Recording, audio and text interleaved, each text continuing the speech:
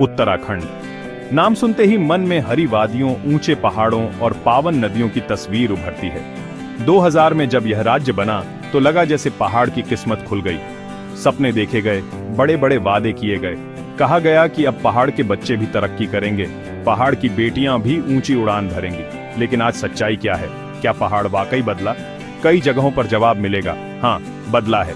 सड़कें बनी हैं, बिजली आई है, स्कूल कॉलेज खुले हैं। लेकिन क्या यह बदलाव सबके लिए है? क्या पहाड़ के असली बाशिंदे, जिनके पुरखों ने इस धरती को सींचा है, क्या उन्हें भी विकास का फल मिला है? नहीं दोस्तों, उन्हें आज भी संघर्ष करना पड़ रहा है। जातिवाद की दीवारें आज भी खड़ी हैं। राजनीति पहाड़ के लोगों को बांट रही है, जोड़ नहीं रही है। नेता वोट मांगने आते हैं, वादे करते हैं और फिर भूल जाते हैं। सवाल यह है कि आखिर कब तक पहाड़ का बच्चा अपने हक के लिए तरसेगा?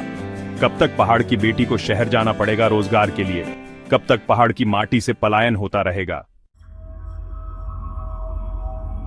एक तरफ तो कहा जाता है कि पहाड़ का विकास जरूरी है, दूसरी तरफ पहाड़ जाने वाले रास्तों पर टोल नाके लगे हैं जो जेब खाली कर रहे हैं। हर बार आने जाने पर टोल टैक्स देना पड़ता है। क्या यह सही है?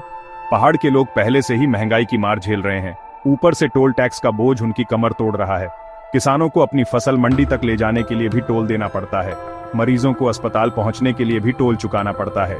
क्या विकास सिर्फ सड़कें बनाने का नाम है? क्या विकास का मतलब लोगों की जेबों पर डाका डालना है?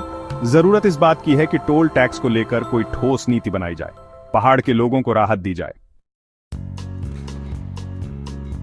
उत्तराखंड में कुछ इंडस्ट्रियल एरिया जरूर बने हैं, लेकिन यहां भी भेदभाव का बोलबाला है।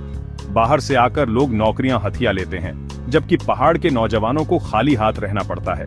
कई बार तो ऐसा होता है कि पहाड़ के युवाओं को कम पैसे में काम करने के लिए मजबूर किया जाता है, उनके हक का पैसा मारा जाता है, उनके साथ भेदभाव किया जाता है। यह अन्याय कब तक चलेगा? उत्तराखंड में शिक्षा की स्थिति भी अच्छी नहीं है। गांवों में स्कूल हैं, लेकिन शिक्षक नहीं हैं। जो स्कूल शहरों में हैं, वहां पढ़ाई का खर्चा इतना ज्यादा है कि गरीब परिवार के बच्चे पढ़ नहीं पाते। पढ़ाई के बाद नौकरी की कोई गारंटी नहीं है। नौकरियां कम हैं और बेरोजगार ज्यादा, इसलिए नौजवान पहाड़ छोड़कर शहरों का रुख कर रहे हैं।